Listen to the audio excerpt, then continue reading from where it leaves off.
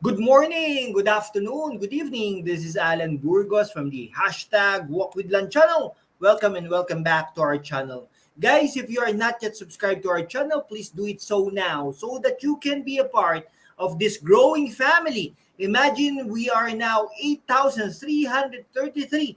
That is not only an imagination, that is the reality. We are now 8,333 subscribers. Thank you so much, guys. God bless you all. Mahal na mahal namin po kayo. Ingat po kayo lagi. I love you all. Okay, sige. Ang pag-usapan po natin today ay yung yung sa local naman po tayo, Isko Moreno, no? Pinamagatan natin itong programang ito, Yorme Isko, tatambakan ang mga kalaban, no? So mga napapabalitang mga kalaban ay si Senator Amy Marcos at si Mayora Hani Lacuna. Siyempre, siya po ang incumbent at tatakbo na po muli yan, no? Okay, so marami pong mauugong na mga pwedeng tumakbo, no? Pwedeng tumakbo sa halalan sa 2025 midterm election dyan sa Kalakhang, Maynila. Yung Maynila po ay ang tinataguran nating capital of the Philippines o kabisera ng Pilipinas, no? So ang gusto sana natin, kahit hindi po tayo taga dyan, dumadaan din po tayo dyan, nagtrabaho din po tayo dyan, dinadaanan po natin ang Kalakhang, Maynila, ang mga kalsada dyan, no? Dyan sa Pedro Hill,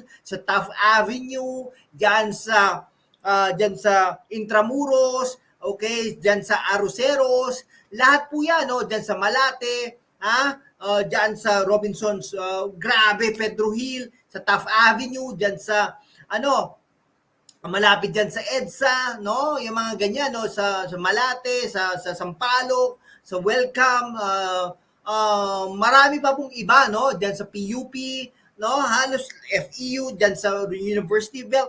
Ang gusto sana natin ay maganda ang Maynila dahil ito po ay nire-representa o salamin ng Pilipinas. Kung pangit po ang Maynila, naku po, pangit din ang Pilipinas. Ganun po yan, no? Ngayon, marami pong umuugong tatakbo. Unang-una pong tatakbo dyan ay si Mayora Hani Lacuna. Siyempre, siya po ang incumbent, no? Yan.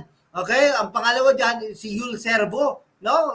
Napapabalita tatakbo ito, pero wala naman yatang ginawa, pati, Yul Servo, pero tatakbo ito, Vice Mayor sigurado, ni Mayora Hani Lacuna. O Manny Villar, tatakbo din daw po ito, na mayor, di po ba bahay nito ay dyan sa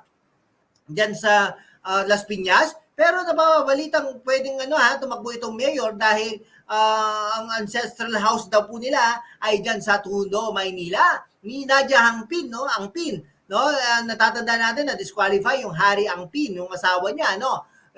Michael Say, hindi ko alam kung sino to si Michael Say, no? Pero may vlog ito, no? Ilocano Defender, no? Parang sikat na yata ito. Anyhow, Kim Atienza, no? Hindi po tatakbo yan si Kim Atienza. Matagal na sanang tumakbo yan kung talagang tatakbo yan, no? Pero si Don't Know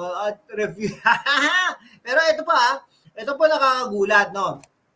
Okay, kung three-way at si Amy Marcos po, no? Kasi kung three-way po ang or may mga tatakbo, no? Si Amy Marcos ay talagang malabong no? Talagang lang 8% nga lang si Hani Lacuna, no? Pero kung dalawa lang sila, no? Ay ganun din, tatambakan talaga ni Isko Moreno Domagoso, yan si Hani Lacuna.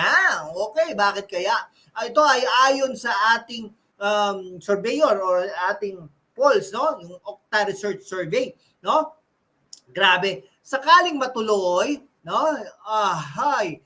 Sakaling matuloy ang sagupaan, no? Yung dalawang magkatunggali, no? Dati ay magkakampiyan sa pagkaalkalde ng lungsod ng Maynila. Tsak natatambakan ni dating Manila Mayor Isko Moreno Domagoso, no? Si Mayora Hani Lacuna sa darating na halalan 2025, no? Batay kasi sa isinigawang survey ng Okta Research noong July 6 to 10, no?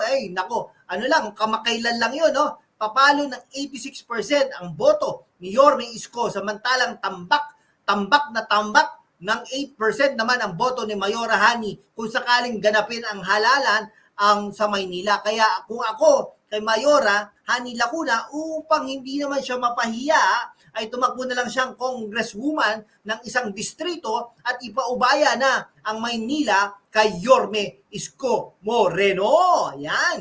Isa pa sa ugong-ugong natatakbo sa Maynila ay si Senador Amy Marcos. Ngunit si Senador Amy Marcos ay tingin ko ay nasa ano yan ha?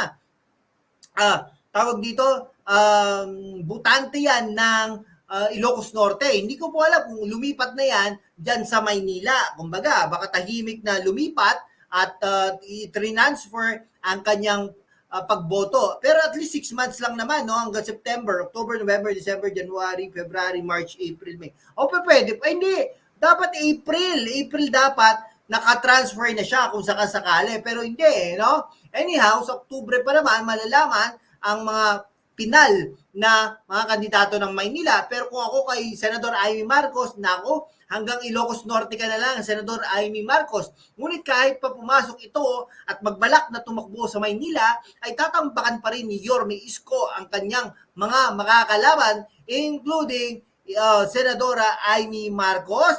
Actually, di ba? Senador Amy Marcos, matatalo niya pa si Mayora Hani Lacuna. Ibig sabihin po ng mga ganito, hindi po nag-perform si Mayora Hani Lacuna, kaya tama lang po ang sinabi natin ng mga nakaraang mga programa natin na si Mayora Hani Lacuna ay halos walang nagawa dyan sa Maynila. Dahil kung meron pong nagawa yan dyan sa Maynila, hindi po ganito ang sitwasyon, Mayora. No, kung maging three-way race ang halalan sa pagitan ni Yorme Isko Hani at Senadora Marcos, papalo pa rin ang 75% ang boto ni Yorme, samantalang 17% lang sa Senadora at 7% lang sa kasalukuyang alkalde. Naku po, dahil namimiss naman po ng mga taga Maynila ang serbisyo ng ating mahal na mayor, no? Ang ating mahal na Yorme Isko Moreno diyan sa Maynila. Ang naturang Okta Research Survey ay isinagawa sa pamamagitan ng panayam sa 1,200 residente ng 6 na distrito ng lungsod ng Maynila. O baka sabihin nyo, konti lang ito. Natural dahil ito ay sample lang po. Hindi po sample lang po. Hindi ito yung sample ay representative ng population, kumbaga. So okay lang po yan, scientific ang ginagawa dyan. Nauna nang napaulat na maaaring bumalik si Yorme Isko sa pagka-alkalde ng Kapitolyo sa nalalapit na 2025 elections. Panahon na upang bumalik si Yorme Isko Moreno bilang mayor ng Maynila upang, wag nang maging dugyot ang ating kapital ng Pilipinas. Ngunit nanindigan si Mayora Hani sa isang panayam na tatakbo pa rin siya para sa re-election. Nako po, matatandaan na magkaalyadong tumakbo ang Isko Hani tandem sa Maynila noong 2019 at tinalo nila ang ERAP, no? ERAP, sino nga ba yon? ERAP at isang vice mayor na tumakbo diyan, no?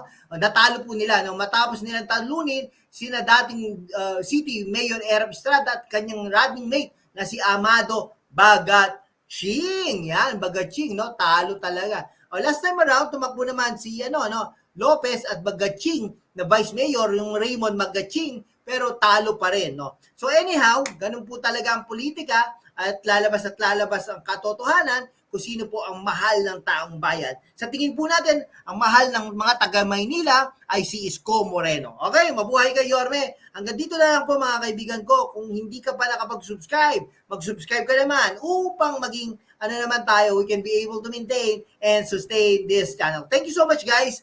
God bless you all.